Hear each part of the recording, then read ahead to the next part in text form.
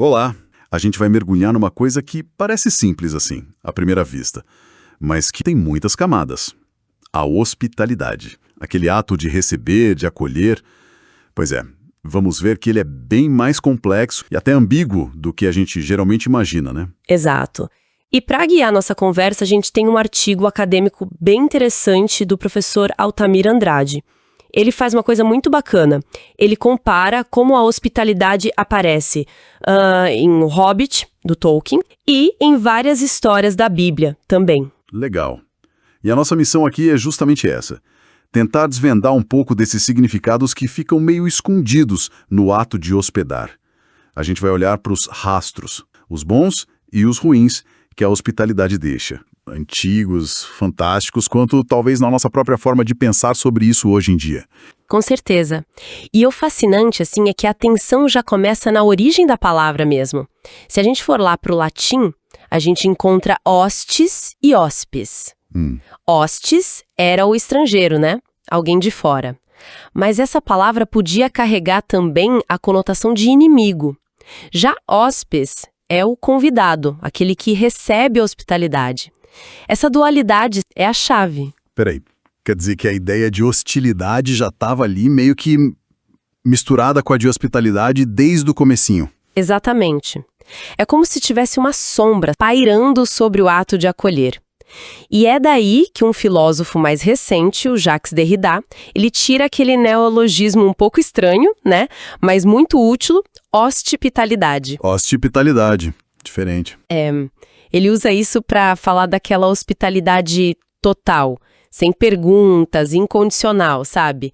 Só que na prática ela vive sendo interrompida ou contaminada pela hostilidade que faz parte das nossas relações, das nossas regras sociais. Entendi.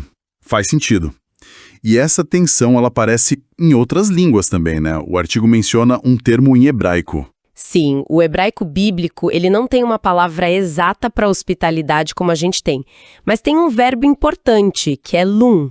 Ele aparece, por exemplo, quando Ló convida os anjos para passarem a noite na casa dele, lá em Gênesis, né? Ah, sim.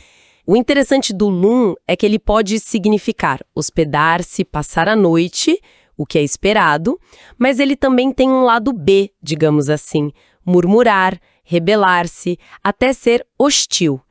É como um germe perigoso ali dentro da própria palavra que fala de acolhimento. Nossa! E não é à toa que lum aparece bastante num capítulo bem pesado do livro dos Juízes, o 19, que a gente com certeza vai comentar mais pra frente. Ali, essa tal hospitalidade, ela vira tragédia pura. Caramba, que coisa! A própria linguagem já carrega essa ambiguidade toda. Bom, antes da gente entrar de cabeça nas histórias, o Andrade, o autor do artigo, ele percebeu um tipo de roteiro, sabe? Um padrão que se repete nessas cenas de acolhimento, tanto no Tolkien quanto na Bíblia. Ele identificou 4 momentos principais, certo? Isso, é como se fosse uma coreografia básica da hospitalidade. Primeiro tem as palavras de boas-vindas, aquela troca inicial entre quem chega e quem recebe. Ok. Depois vem a conversa sobre o motivo da visita, que, pode ser tranquila ou cheia de tensão. O terceiro passo é quase sempre a comida ou a bebida, às vezes descrita em detalhes e muitas vezes com a presença do fogo, da lareira, aquecendo o ambiente. O fogo.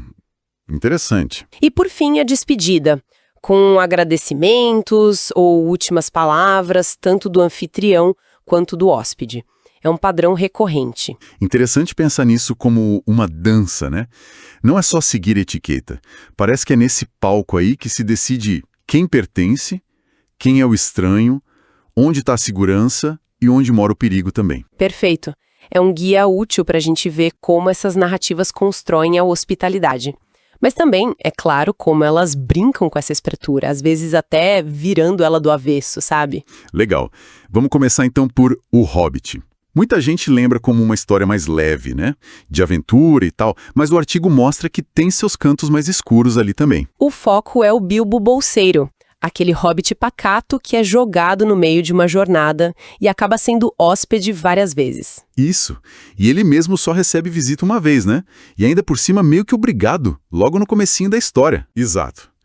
E essa primeira cena, a da visita do Gandalf, já dá o tom dessa tensão toda, não é verdade? Totalmente. Chega o Gandalf, né, aquele mago imponente, grandão, e o Bilbo na sua vidinha pacata, no seu buraco hobbit. A famosa troca de bom dia já começa com um pequeno estranhamento ali. É verdade. O Bilbo não reconhece o Gandalf direito, ele recusa a ideia de aventura, acaba convidando para um chá, mas parece mais por formalidade do que por vontade real, né? E o gesto final dele fecha a porta verde na cara do mago. Pois é, um belo não obrigado. Ali já dá pra ver um pouco daquele hostil, sabe? O estranho sendo tratado quase como inimigo, ou no mínimo como um incômodo. A porta se fechando é um sinal bem claro dessa resistência ao inesperado, dessa hostilidade sutil. Mas essa mesma porta vai ser marcada pelo Gandalf depois. Exatamente. Preparando o terreno para a próxima cena, que é quase uma invasão hospitaleira, vamos dizer assim. É, a chegada dos anões na casa do Bilbo. É uma loucura aquilo. Eles chegam aos poucos, um atrás do outro, depois mais 2, depois mais 5, e vão pedindo comida sem parar. Bolo, cerveja, torta, queijo, um monte de coisa. Uhum. O Bilbo fica totalmente perdido, coitado, tentando ser educado, né? Falando sirva-se, enquanto eles agem como se a casa já fosse deles. As suas ordens. É cômico, mas tenso para ele. E essa cena, embora siga o padrão, tem acolhida, mesmo que forçada, tem comida farta, tem a discussão do motivo da visita, que é a missão do tesouro, é o que realmente tira o Bilbo da zona de conforto dele. Com certeza. Como um outro estudioso, o Quarry Olsen, aponta e o artigo cita isso, a grande história do Hobbit é a transformação do Bilbo. Então essa hospitalidade meio imposta, né, é talvez o rastro mais profundo deixado na vida dele.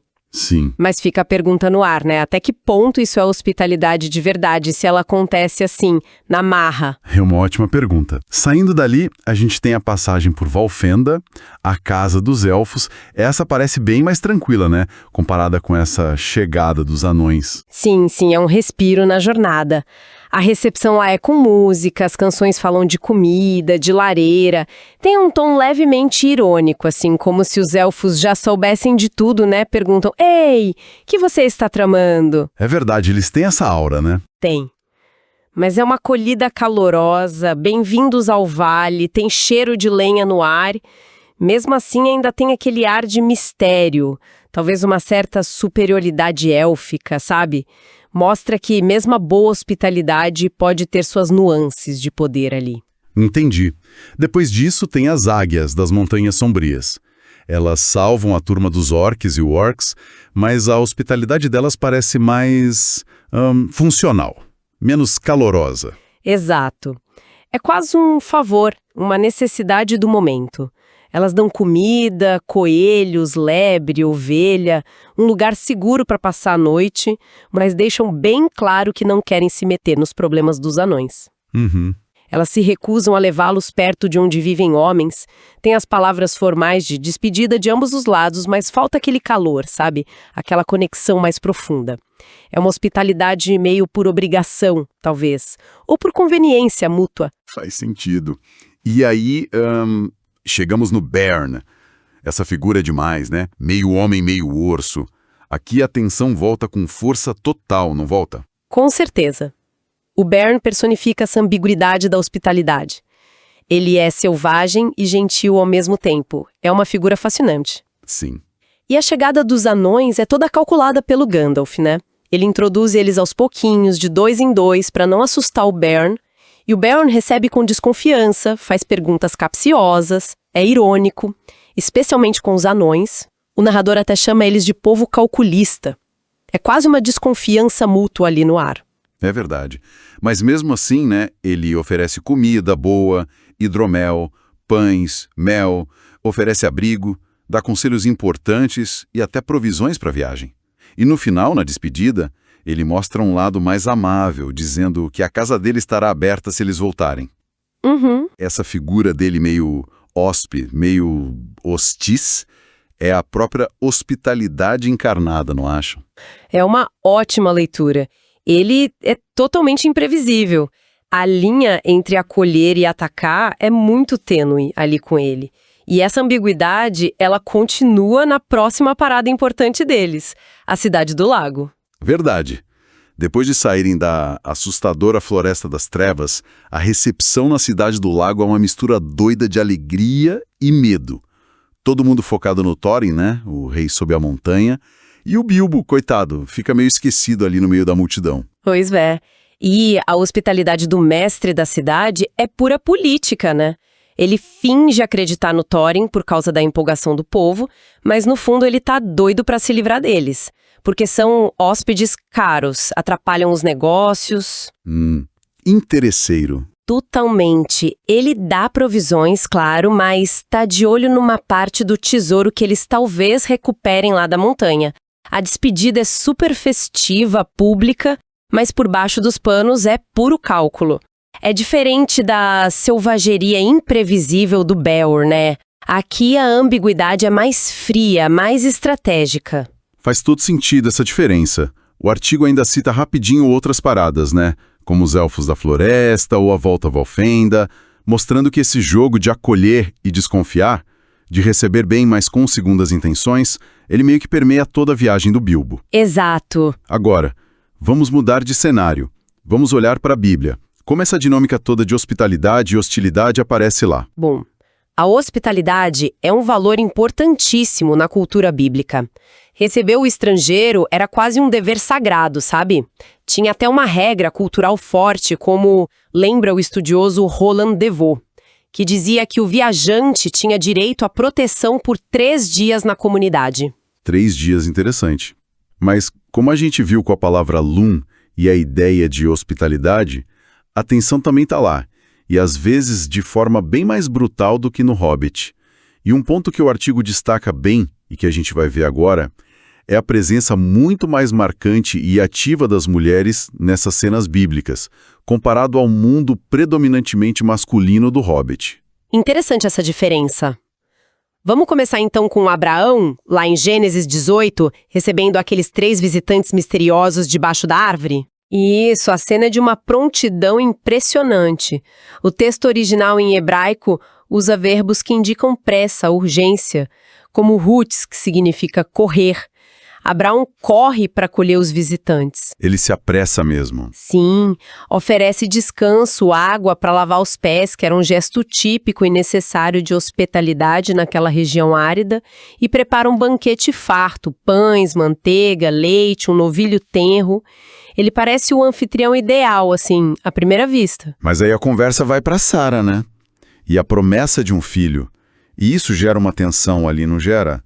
A Sara ri escondida na tenda, depois até mente para o visitante. O espaço físico também marca isso.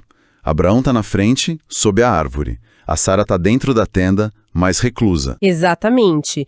A tensão não vem de fora, de um inimigo externo. Ela surge por causa da visita.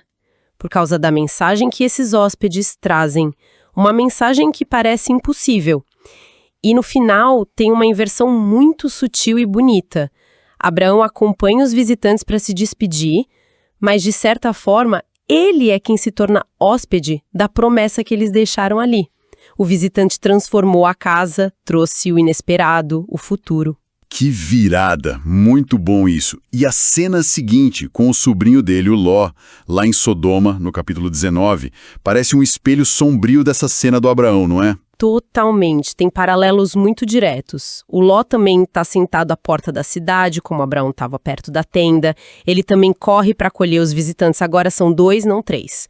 Oferece comida, descanso, água para os pés. E o texto usa explicitamente o verbo lum, indicando que eles iriam passar a noite ali. O padrão tá lá. Só que aqui a hostilidade doge de uma forma terrível. é a cena pavorosa em que os homens da cidade cercam a casa e querem violentar os hóspedes. Exato. E a reação do Ló é uma das coisas mais chocantes da Bíblia. Ele oferece as próprias filhas virgens para proteger os homens que estavam sob seu teto, invocando a lei sagrada da hospitalidade. É o extremo daquela hospitalidade que o Derrida fala, sabe? A lei que deveria proteger acaba gerando uma violência interna terrível, uma escolha impossível. É terrível pensar nisso. E a hostilidade, no fim das contas, acaba vindo também dos próprios hóspedes, que cegam os agressores e depois trazem a destruição sobre a cidade inteira. A família de Ló é parcialmente destruída no processo, num contraste brutal com a promessa de vida e futuro dada a Abraão. O fogo aqui não é o da lareira acolhedora, é o fogo da destruição. E o Ló não se despede de ninguém. Ele é praticamente expulso dali para salvar a pele. É a hospitalidade implodindo em tragédia. Pesadíssimo mesmo. E a presença feminina aqui é central, mas de uma forma totalmente trágica, né? Como vítimas potenciais, como moeda de troca. A próxima cena que o artigo analisa é a busca por uma esposa para Isaac, lá em Gênesis 24. Parece um pouco mais leve. Sim, aqui a dinâmica é um pouco diferente. A história é sobre o servo de Abraão, que vai buscar a Rebeca para ser esposa de Isaac. E de novo aquele verbo correr, Ruth, aparece, mostrando a prontidão da Rebeca em oferecer água e depois do irmão dela, o Labão, em acolher o servo na casa deles. Ah, prontidão de novo. O servo é recebido, come, bebe, passa a noite, vem, de novo o verbo, tem a lavagem dos pés, tem a longa conversa sobre o motivo da visita, o padrão da hospitalidade está todo lá, funcionando bem. Tem alguma tensão aí nessa cena? Ou é mais tranquila mesmo? Olha, talvez uma leve ironia quase imperceptível. Na despedida, a família abençoa a Rebeca, desejando que ela seja a mãe de milhares de miríades. Uma fertilidade imensa. Só que, capítulos depois, o texto vai dizer que ela era estéril, antes de finalmente ter os filhos Jacó e Esaú. É um detalhe sutil, uma tensão entre a bênção e a realidade futura. Entendi. Agora a gente chega em Juízes 19. O artigo descreve essa como uma das histórias mais perturbadoras de toda a Bíblia sobre hospitalidade ou a falta dela. Sem dúvida nenhuma. É a hospitalidade elevada ao extremo do horror. A história tem basicamente duas partes, dois momentos de hospitalidade. Certo. Na primeira, um homem, um levita, vai buscar a concubina dele que o havia deixado e voltado para a casa do pai. E a recepção na casa do sogro é ótima. O sogro fica super feliz em vê-lo, insiste para ele ficar mais dias, passando a noite, de novo. Eles comem e bebem juntos. Uma hospitalidade aparentemente perfeita, até insistente. Ok, até aí tudo bem. Mas na volta para casa deles é que tudo desanda. Completamente. Eles estão voltando e anoitece quando chegam numa cidade chamada Gibeá, que era território de Benjamim, ou seja, israelita, não eram estrangeiros ali. E mesmo assim, ninguém na praça oferece abrigo para eles. Finalmente, um velho, que também não era dali, mas morava lá, os vê e os convida para casa, dizendo explicitamente para não dormirem na praça, de novo, não pernoites na praça. Ah, que bom que alguém acolheu. Mas aí, o horror de Sodoma se repete, só que de uma forma ainda pior. Homens da cidade, filho de Belial, cercam a casa, querendo abusar sexualmente do hóspede, o levita. O velho anfitrião, desesperado, oferece a própria filha virgem e a concubina do levita para eles. Eles recusam a filha e então o próprio levita, o hóspede, empurra a concubina dele para fora da casa. não. O próprio hóspede? É inacreditável. É chocante. A violência contra ela é brutal. Abusam dela a noite toda e a atitude do levita no dia seguinte, encontrando-a morta ou desmaiada na soleira da porta, é de uma frieza desconcertante. Ele simplesmente diz, levanta-te e vamos. Meu Deus. E como não há resposta, ele a coloca sobre o jumento, a leva para casa, a esquarteja em 12 pedaços e envia esses pedaços por todo o território de Israel como uma convocação macabra para vingança. Isso acaba gerando uma guerra civil terrível. Aqui aquela semente de hostilidade que a gente viu na palavra lum, ela germina da forma mais monstruosa possível. Se lá em Sodoma a violência sexual contra as mulheres foi, por um triz, evitada dentro da casa de Ló, aqui ela transborda sem limites. e a vítima é entregue pelo próprio homem que deveria protegê-la como companheira e como hóspede indireta. E fica aquela pergunta incômoda que o Derrida faria. Que tipo de lei de hospitalidade é essa que permite ou até causa ou não impede tamanha barbárie? É muito perturbador. Arrepiante, totalmente. E, de novo, a figura feminina no centro da violência mais extrema. Para a gente fechar essa análise bíblica, o artigo vai lá para o Novo Testamento, para Lucas capítulo 7. A cena de Jesus na casa de Simão, o fariseu. Isso. Aqui a dinâmica muda bastante. Jesus é o convidado, o hóspede, para comer na casa de Simão, o anfitrião. O padrão da hospitalidade parece que vai ser seguido, né? Jesus se reclina à mesa, como era o costume. Mas aí entra uma mulher da cidade, conhecida por todos como pecadora. Ela não foi convidada. Uma intrusa na cena da hospitalidade. E ela muda tudo, né? Muda completamente. E é interessante notar, de novo, como o artigo frisa bem, essa presença feminina constante e decisiva nas cenas bíblicas que a gente viu, Sara, as filhas de Ló, Rebeca, concubina, a filha em Juízes. Agora essa mulher contrastando muito com Rob, que é mais focado nos personagens masculinos. É uma diferença marcante mesmo. E aqui tem uma inversão poderosa em relação a Ló e ao Levita. Lá, as mulheres são ameaçadas ou expulsas de dentro para fora da casa. Aqui, a mulher vem de fora para dentro, buscando refúgio e acolhimento em Jesus, mesmo dentro da casa de um homem que a despreza. E Jesus usa a presença dela e as ações dela para dar uma lição no anfitrião, no Simão, certo? Exatamente. Ele aponta explicitamente as falhas de Simão nos rituais básicos de hospitalidade. Simão não ofereceu água para lavar os pés de Jesus, não deu o beijo de boas-vindas, não ungiu a cabeça dele com óleo, coisas que eram esperadas de um bom anfitrião. E ele contrasta isso diretamente com as ações da mulher, que, mesmo sem ser anfitriã, cumpriu esses gestos de forma extravagante. Lavou os pés dele com lágrimas, beijou-os repetidamente, ungiu-os com um perfume caro. A tensão ali naquela sala devia ser enorme. Imagino. Então, o padrão de hospitalidade aqui vira uma espécie de critério para julgar a qualidade do acolhimento, a sinceridade do anfitrião. E tem a inversão final, que é brilhante. O hóspede Jesus acaba hospedando a mulher intrusa. Ele acolhe, defende e oferece perdão e paz espiritual.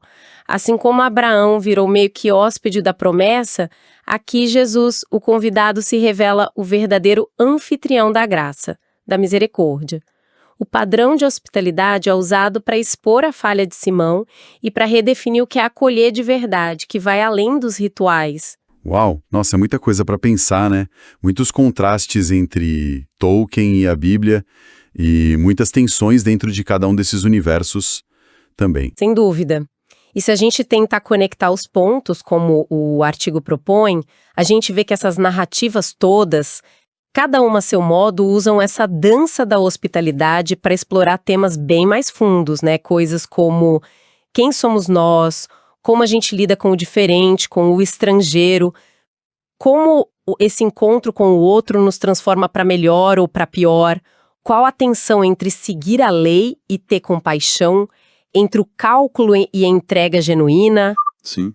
E aquela diferença no papel das mulheres é um ponto fundamental para a gente refletir também. E aquela complexidade inicial que a gente falou lá do hostes e os pés, ela se confirma totalmente.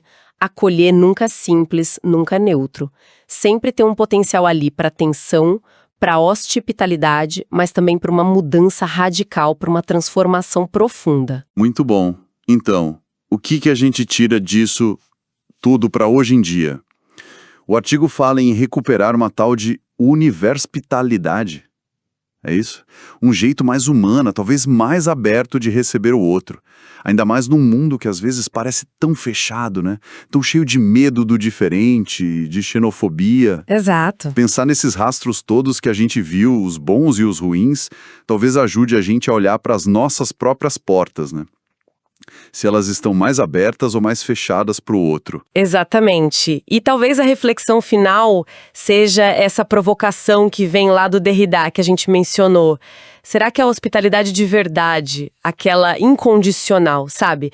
Que recebe o outro sem perguntas, sem exigir garantias, sem condições, será que ela é realmente possível? Boa pergunta. Ele mesmo dizia que é um ideal, talvez um horizonte inatingível, cheio de paradoxos, aporético, como ele gostava de dizer.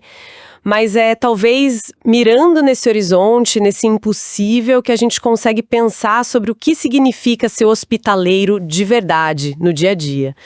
Essa nossa conversa aqui, claro, não fecha o assunto de jeito nenhum, é mais um convite para continuar pensando nisso. Com certeza. E fica a pergunta no ar para quem nos ouve, né?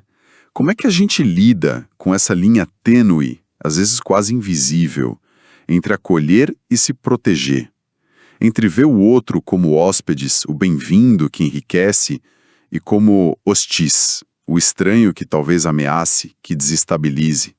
Como a gente navega isso no nosso dia a dia, nas nossas comunidades, nas nossas casas? Uma ótima questão para levar daqui e continuar mastigando, né? Sem dúvida. Bom, pessoal, chegamos ao fim dessa nossa exploração de hoje. Foi muito rico mergulhar nessas histórias. Muito obrigado pela companhia e até a próxima.